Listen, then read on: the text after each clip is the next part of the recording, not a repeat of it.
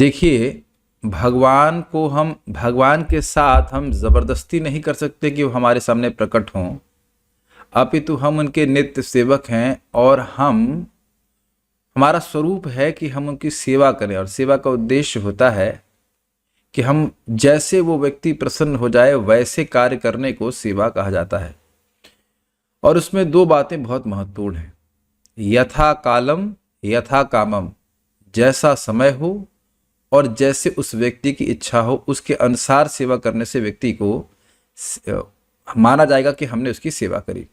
महाराज बता रहे थे विनोद में कि कभी कभी कोई महाराज हैं, वो ट्रेन से उतरे, अब उनको वॉशरूम जाना है और लोग माला पे माला चढ़ाए जा रहे हैं लेकिन उस समय उनको वॉशरूम जाना है, उनकी इच्छा और उस समय यह है कि उन्हें वॉशरूम जाने दिया जाए, लेकिन लोग रोक रहे हैं, पैर छू रहे हैं, तो यह सेवा नहीं है। समझ में आ गया? बहुत सिंपल बात है।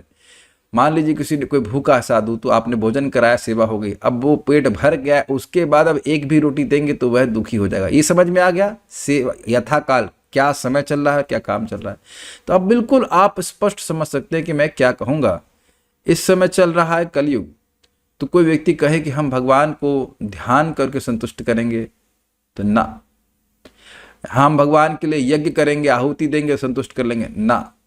या हम बहुत सोचे कि हम बहुत अच्छे से विग्रह की सेवा कर पाएंगे, वह भी नहीं कर पाएंगे, जबकि है विग्रह की सेवा हम करते हैं, लेकिन वो मुख्य तरीका नहीं है जिसके द्वारा हम भगवान को संतुष्ट कर सकते हैं। स्पष्ट रूप से इस कलयुग के पावन अवतार श्रीमन चैतन्य महाप्रभु क्या कह रहे हैं, सुन लीजिए। सिंपल सी बात, ए छे औषधि माया नसीबार लागी, हरि नाम महामंत्र लाओ तुम्ही मागी। ये हरि नाम रूपी औषधि तुमको लाके दे रहा हूं, और ये अविद्या की सबसे अच्छी औषधि, इसको ग्रहण करो। ये वह चाहते हैं, वो जानते हैं कि कलयुग के लोग और कुछ नहीं कर सकते, ये चाहते हैं। और न सिर्फ केवल हमारे उद्धार के लिए, अपितु भगवान चैतन्य महाप्रभु क्या कहते हैं, कृतार्थ होइला आमी सुनाइला हरि नाम। मैं कृतार्थ हो गया, आपने मुझे नाम सुनाया। क्या यह सेवा हुई या नहीं हुई? कुछ समझ में आ रहा है ना? मान लो कोई भूखा व्यक्ति हो और उसका भोजन कहते रहे, हम कृतार्थ हो गए, बड़ा संतुष्ट किया आपने। इसी तरह से महाप्रभु कह रहे हैं, कृतार्थ होइला आमी सुनाइला हरि नाम। किसको कह रहे हैं? जरूर कोई पीएचडी होगा? नहीं, जो बकरी चराने वाले लोग हैं, वो ज़्यादा पढ़े लिखे नहीं होते, तो बकरी चराने वाले गडरिए बच्चे, उनको कह रहे हैं कि कृतार्थ होइला आमी सुनाइला हरि नाम। तुमने मुझे कृतार्थ कर दिया। तो भाई महाप्रभु वहां सामने थे ना, तो सुना दिया। अरे भैया, भगवान आपके हृदय में है। एवं स्वचित्ते स्वतः एव सिद्ध आत्मा प्रियार्थ भगवान अनंत। स्वतः सिद्ध हमारे हृदय में प्री इंस्टॉल्ड, पहले से इंस्टॉल्ड भगवान है। आप हरे कृष्णा बोल रहे हैं, वो सुन रहे हैं, और भगवान बहुत प्रसन्न होते हैं, ये समझना चाहिए। Is it okay?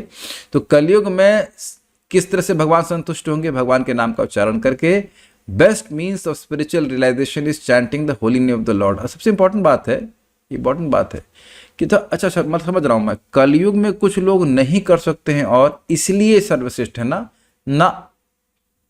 नाम सर्वश्रेष्ठ हर युग में है, लेकिन अन्य युगों में लोग इतने क्वालिफाइड थे कि उनको विश्वास ही नहीं होता था कि अरे केवल नाम से ही पार हो जाएंगे।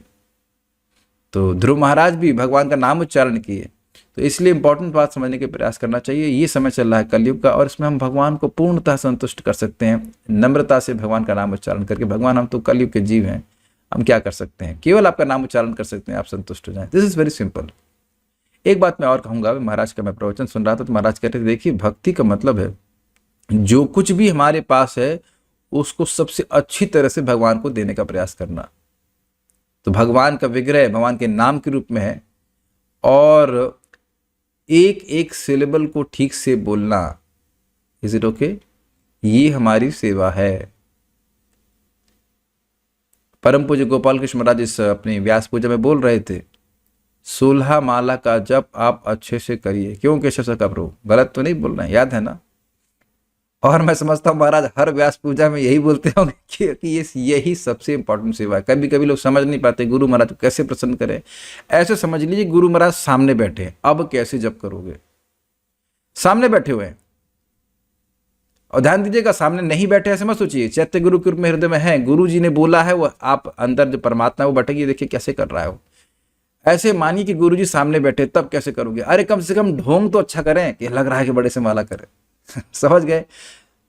इतना जड़ हमको नहीं होना है कि हम ना समझ पाए गुरु महाराज को क्या संतुष्ट करता है। सारे गुरु महाराज को ये संतुष्ट करता है कि उनका शिष्य जाप अच्छे से करे, क्योंकि आप the way you do one thing is the way you do everything.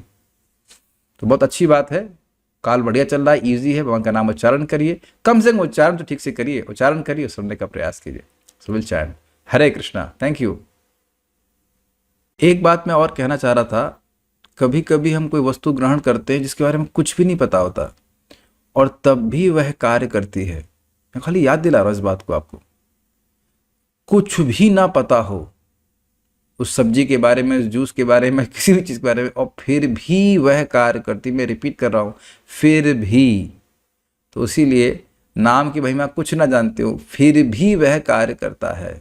वैसा ही कार्य करता है जैसे जानबूझकर ली जाने पर हो, और आप लोग जानबूझ के कर रहे हैं। तो इसलिए फिर कैसे भी चित्त हो, फिर भी ये मुक्त करके भगवान के धाम की प्राप्ति करा देगा। एक बात और सुन लीजिए मस्त। जे दिन गृह भजन देखी, गृह तो गोलोक भाया। जिस दिन भक्ति ठाकुर जी कहते हैं, जिस दिन मैं अपने घर में भजन देखता हूँ, घर को गोलोक वृंदावन के समान अनुभव करता हूँ। और आप देखिए, आप हर दिन भजन कर रहे हैं, तो कह दीजिए कि आप वृंदावन में नहीं है। ये भक्ति ठाकुर जी का भजन है, केवल रियलाइजेशन की बात। Thank you so much for creating Golok Vrindavan in your homes. Hare Krishna. Will chant.